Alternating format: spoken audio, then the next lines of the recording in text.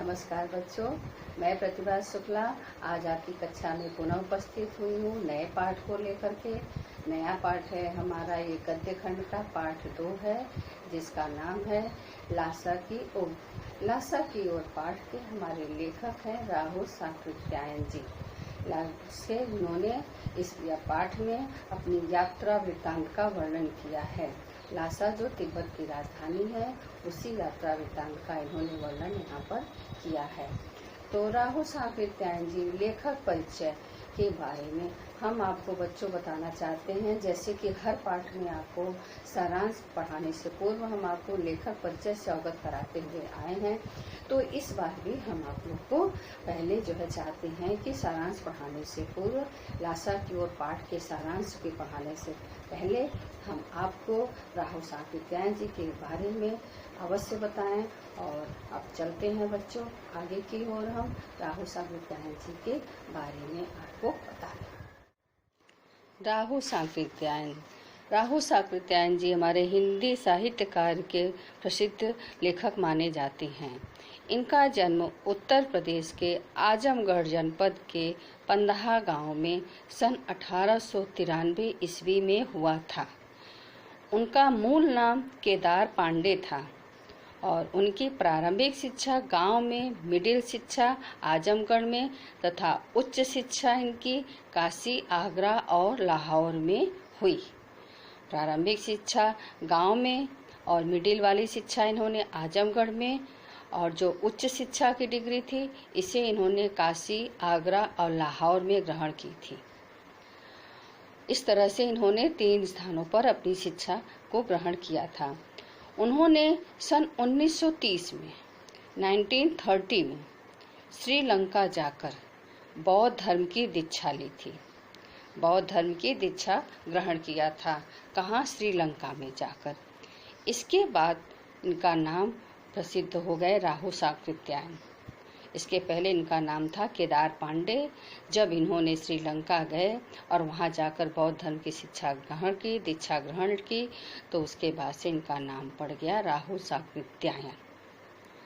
ये पाली, प्राकृत, अपभ्रंश, तिब्बती, चीनी, जापानी, रूसी सहित अनेक भाषाओं के ज्ञानी थे। अर्थात इन्हें पाली प्राकृत जो हमारी बौद्ध धर्म में लिखी हुई भाषा होती है, अपभ्रंश जो टूटी फूटी हमारी हिंदी होती है, तिब्बती, चीनी, जापानी, रूसी, आपने देखा कि कितनी भाषाओं का इन्हें ज्ञान था। उनके ज्ञान के आधार पर ही उन्हें महापंडित कहा जाता है। और इनके विषय में सुना जाता है कि ये घुमक्कड़ी प्रवृत्ति के व्यक्ति थे।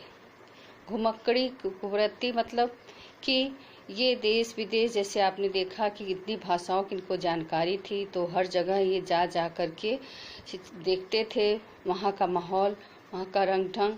तो वहाँ जब तक हम बाहर नहीं निकलेंगे, समाज में नहीं निकलेंगे, जाएंगे नहीं, तब तक हमें कुछ पता नहीं चलेगा। तो इन्हें घुमक्कड़ी प्रवृत्ति का व्यक्ति कहा जाता था। उन्होंने संसार के अनेक देशों की यात्रा की थी। घुमक्कड़ी प्रवृत्ति जो यात्रा की थी, तभी तो यहाँ पर इन्होंने यात्रा वृत्तांत का वर्णन किया है अपनी इस शीर्षक में। तो साहित्य के ये महापंडित जो है अनेक देशों में यात्रा किया था, इसलिए इन्हें जो है महापंडित कहा जाता था। इस तरह से यात्रा करते करते इनके मृत्यु हुई सन 1963 में, यानी 1963 में ये संसार को छोड़ गए और साहित्य में से दूर चले गए। अब आते हैं हम इनकी रचना परिचय में। हमारे राहुल साकृत्यायन जी बहुमुखी प्रतिभा के धनी साहित्यकार माने जाते हैं। इन्होंने उपन्यास, कहानी, आत्मकथा, यात्रावृत्त, जीवनी, आलोचना, शोध आदि अनेक विधाओं में साहित्य सृजन किया है। इन्होंने विभिन्न ग्रंथों का हिंदी में अनुवाद भी किया और इनकी रचनाओं को 2 भागों में बांटा जा सकता है। आपने देखा कि किस तरह से इन्होंने उपन्यास, कहानी, आत्मकथा, यात्रावृत्त, जीवनी, आलोचना, शोध आदि अनेक विधाओं में साहित्य सृजन किया है। और विभिन्न ग्रंथों का हिंदी में अनुवाद भी किया है और इनकी रचनाओं को, इनकी कृतियों को 2 भागों में बांटा जा सकता है। एक है आपका अन्य साहित्य, दूसरा है यात्रा साहित्य। अन्य साहित्य में आते हैं इनके दर्शन, दिग्दर्शन, 22वीं सदी, वोल्गा से गंगा, भागो नहीं दुनिया को बदलो, भागो नहीं दुनिया को बदलो, दिमागी गुलामी इत्यादि, ये है इनके अन्य साहित्य में आते हैं। यात्रा साहित्य में है इनकी मेरे जीवन यात्रा। मेरी जीवन यात्रा में इनका जो है 6 भाग है। और दूसरा है राहुल यात्रावली, राहुल यात्रावली। फिर घुमक्कड़ शास्त्र, किन्नर के देश में, यात्रा के पन्ने, हिमालय परिचय, रूस में 25 मास आदि, ये आपके आते हैं यात्रा साहित्य में। इस तरह से इन्होंने अपनी रचनाओं को 2 भागों में बांटा है, एक अन्य साहित्य, दूसरा यात्रा साहित्य। अब हम आते हैं हमारे राहुल साकृत्यायन जी की साहित्यिक विशेषताओं पर। साहित्यिक विशेषताओं में इनका यात्रावृत्त लेखन में राहुल जी का स्थान अद्वितीय है और उन्होंने घुमक्कड़ी के साज की रचना की है। उन्होंने घुमक्कड़ी के लाभ का विस्तृत उद्देश्य बताया तथा यात्रा को ही घुमक्कड़ का उद्देश्य बताया, यात्रा को ही घुमक्कड़ का उद्देश्य बताया। इससे मनोरंजन, ज्ञानवर्धन, अज्ञात स्थानों की जानकारी के साथ साथ भाषा का सांस्कृतिक आदान प्रदान भी होता है। इसका मतलब हुआ बच्चों कि जब हम यात्रा करते हैं तो यात्रा के दौरान हमने उन स्थानों के भाषा और ज्ञानवर्धन चीज़ों के जानने के साथ साथ हम वहाँ की सांस्कृतिक आदान प्रदान भी हम प्राप्त करते हैं और हमें सब चीज़ की जानकारी मिलती है। अब हम आते हैं इनकी भाषा शैली पर। राहुल जी ने अपनी रचनाओं में परिनिष्ठित एवं शुद्ध भाषा का प्रयोग किया है। उनकी रचनाओं में तत्सम तद्भव के साथ साथ अरबी, फारसी, हिंदी की बोलियों के रोचक शब्दों का प्रयोग हुआ है। लोकोक्तियाँ तथा मुहावरों के प्रयोग से भाषा की रोचकता और बढ़ गई है। तो आप लोगों ने देखा इनकी रचनाएं, इनकी भाषा शैली, किस तरह से इन्होंने अपनी भाषा में इन्होंने तत्सम तद्भव के साथ साथ अरबी, फारसी, हिंदी की बोलियों के रोचक शब्दों का भी प्रयोग किया है। लोकोक्तियाँ तथा मुहावरों के प्रयोग से भाषा की रोचकता और बढ़ गई है। तो ये बच्चों आपका हुआ लासा की ओर पाठ के लेखक राहुल साकृत्यायन के बारे में हमने आपको बताया। अब हम आपको पाठ के सारांश की ओर ले चलते हैं। तो पाठ के सारांश की ओर हम ले चलने के पहले आपको बता दें कि लेखक ने यहाँ पर जो तिब्बत की यात्रा की थी 2 बार की थी। एक बार इन्होंने पहली बार जो है भिखमंगे के वेश में की थी। तो लासा की ओर नामक पाठ लेखक की प्रथम तिब्बत यात्रा से लिया गया है। हमारे लेखक की जो प्रथम तिब्बत यात्रा है, इस यात्रा से जो है इस पाठ को लिया गया है। उन्होंने इस यात्रा को 1929 और 30 में किया था।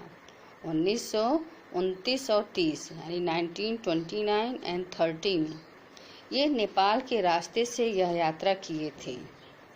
नेपाल के रास्ते से ये गए थे।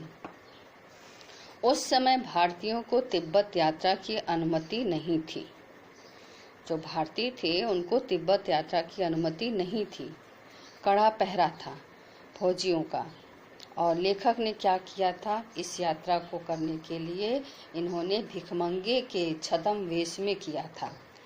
भिखमंगे के वेश में यह इन्होंने यात्रा स्टार्ट की थी अपनी। और इस पाठ में उन्होंने लासा की ओर जाने वाले दुर्गम रास्तों का रोचक वर्णन किया है। इससे तिब्बती समाज के बारे में अनेक जानकारियां मिलती है।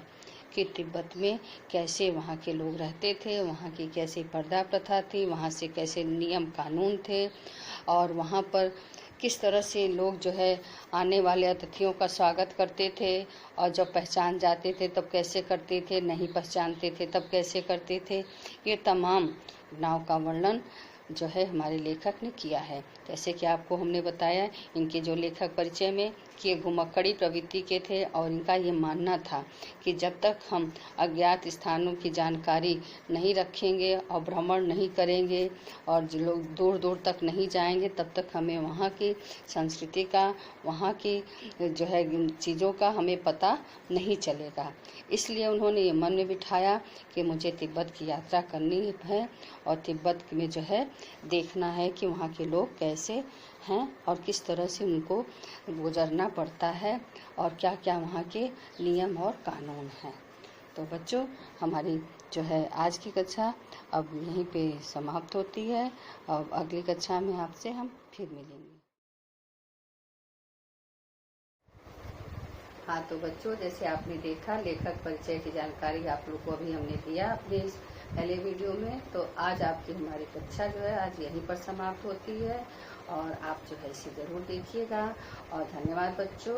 और कल हम आपको अगली कक्षा में मिलेंगे पाठ के सारांश की ओर कि तिब्बत की यात्रा कैसे लेखक ने किया और कितनी कठिनाइयों का सामना उन्हें करना पड़ा उस यात्रा के दौरान।